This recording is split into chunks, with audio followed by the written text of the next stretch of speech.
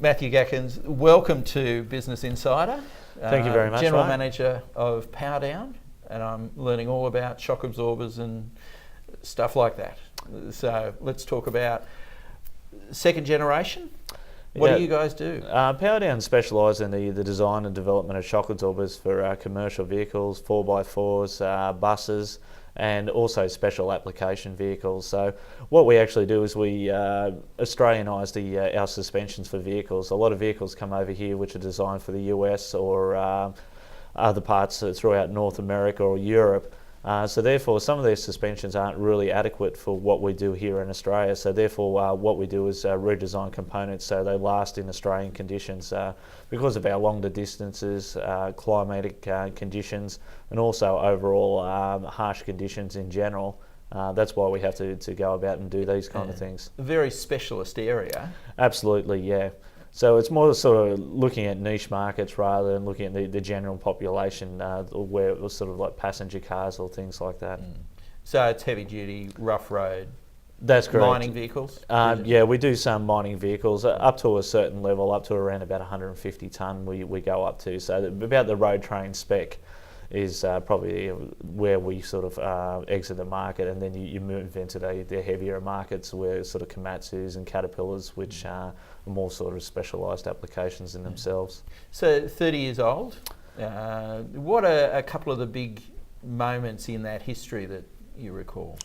For myself, probably in 2003, we got to the point in the business where we could either grow or we could stay in a holding pattern. My father always had a good saying, you don't stay in a holding pattern, you either move forward or move backwards. So what we decided to do is then go out and build a new building. We were based in Cardiff at that stage, and we were storing things in car parks and containers, so we more or less had to grow for the prosperity of the business. So we moved out to the end of the freeway at Beresfield and built a new building out there. I think we were probably one of 10 buildings out there at that stage. So in terms of looking back now, it was a great investment. The building and the land has appreciated incredibly out in that industrial area. And also for the morale of the staff, prosperity of the business, it's been a big bonus for the whole company. And recently we've just extended it again on the building. When we first walked in 2003, we thought, how the hell are we going to fill this building? And looking at it now, it was that full that we had to take the decision again to expand and double the size of the facilities just recently. And that takes courage. In 2003, things were going well, but still a big commitment. Oh, absolutely, and getting through the global financial crisis was a big thing for us as well. We chose to do the opposite to a lot of companies, where a lot of companies were letting staff go. We realised staff make or break a business, so therefore we've invested a lot of time and money in training, and also the general well-being of the staff as well. We didn't want to let people go because it was uncertain times. Did your sales dip 2008, 2009, 10? They definitely plateaued, Right. and once we saw out that period, the year after that they actually grew. We put a couple of strategies in place in the sense that we kept all the staff on board, so we were probably a little overstaffed during probably for 6 months of that period. And also we increased our stock levels. A lot of our competitors are actually decreasing stock, where we increased ours, so therefore our fill rates were still around the 95 to 90 to 100%, where our opposition were around about 60 to 70%. So we picked a lot of extra business up in that sense. Massive risk, but unfortunately for the company and ourselves, that it paid off. You were talking earlier, expansion into the Asian markets has been a part of the growth? Absolutely. Every year we see a good growth on our export market. So Southeast Asia, the Pacific Island region, and also New Zealand is an area that we've seen a lot of growth over the last few years. Also, we've expanded into Europe and also some other obscure places such as Mongolia, Kazakhstan, and some other areas such as the West Indies as well.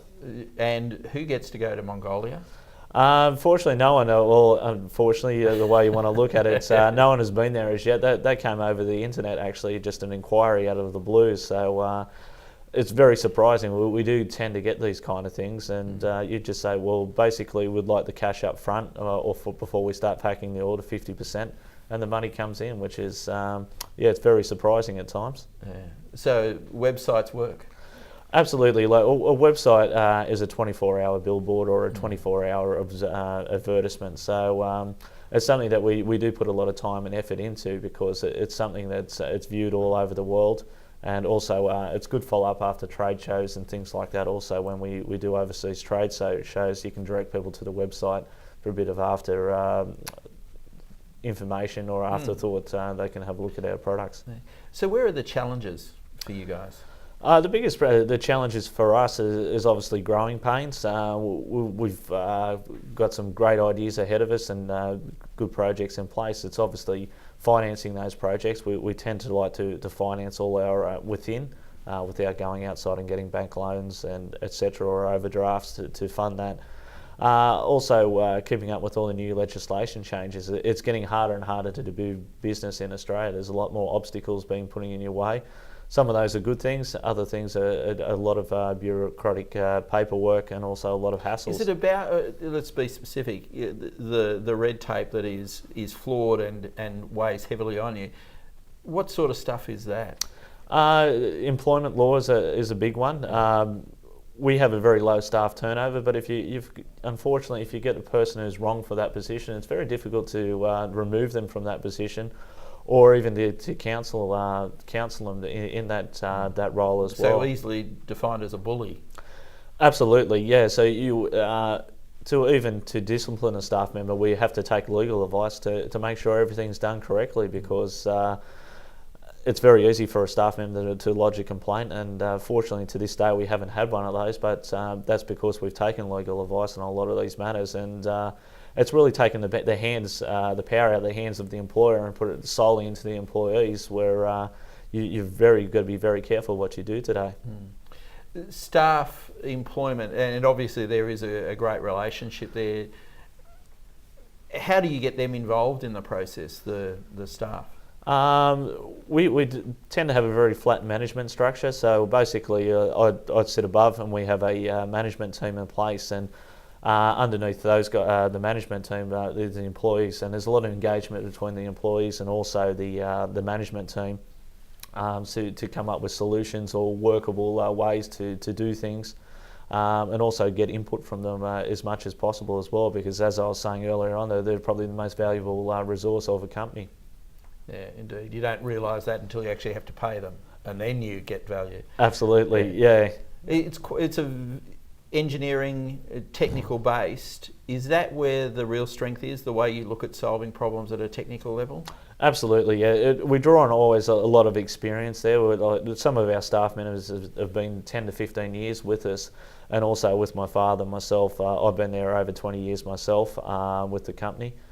So it's basically drawing on a lot of knowledge, what's worked in the past, what we can introduce into the future, and also looking at new ways of doing business also. And do you use Austrade, or export support? Is there government support at that level? There is, and it's been some great support. We have got through Austrade and also the New South Wales Department of State Regional Development. They've been quite helpful in assisting us in doing trade shows overseas. And also giving us export leads and things like that also. So we try to tap into as much as possible to gain all those benefits from, especially on the export side of the business, because that's where we see the next stage of our growth is going to come from. Sorry, and if it's confidential, it's confidential, but split between Australian sales and international sales or export sales? It's about 1/10 of our business at this stage, right. And every year we've had growth onto it to continue the upward spiral with the export, and we see some great opportunities. We're looking to put an export manager on in the next 6 months as well. Well, with Mongolia on board. Absolutely, yeah, so they can travel to Mongolia and some of these other great locations. Matthew, in manufacturing, you got the choice to be just the manufacturer or the whole delivery chain. What do you guys do in Australia? We do the manufacturing, and majority of our distribution is done through a distribution network. So we have a distribution network throughout Australia and also in our overseas markets. So we tend to want to work with distributors and customers. So basically to grow that relationship and get our product out through those distribution channels rather than going direct to the end user or going direct to a retailer. So it's more so through a traditional, more so wholesale distribution role. Let's talk about marketing now in Australia. Is that part of Power Down's responsibility, or do you expect your distributors to do that? I'd say probably 80% of the marketing is done by Power Down.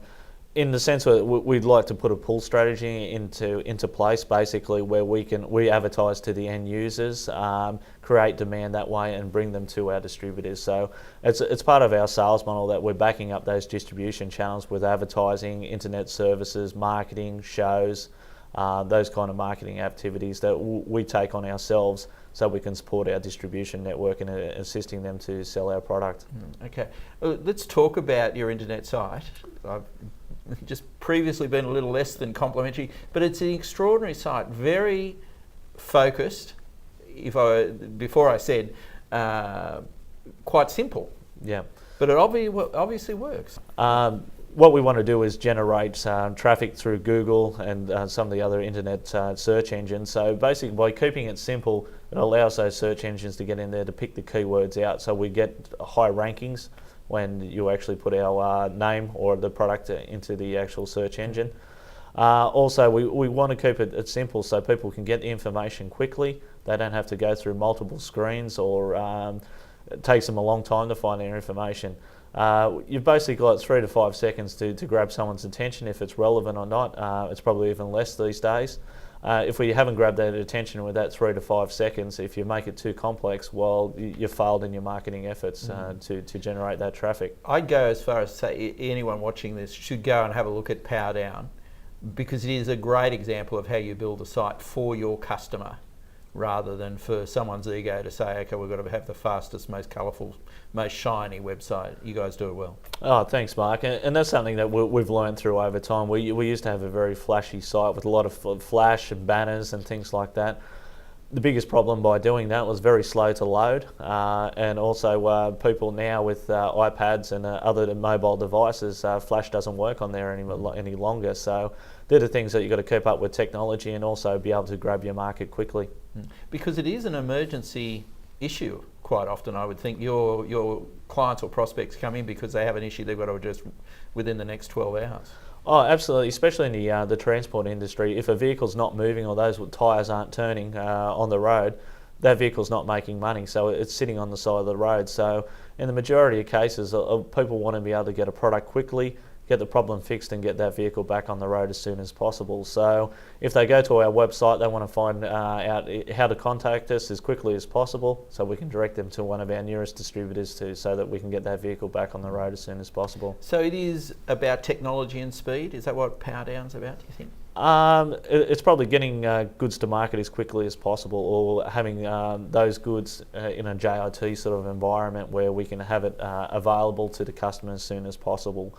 As I was saying, with especially in the transport industry, time's money, and if you don't have those goods there, it's costing the customer money at the end of the day. All right. It's a great story. We look forward to seeing Power Down continue to grow. Thanks for your time. Thanks a lot, Mark. Thank you. Okay.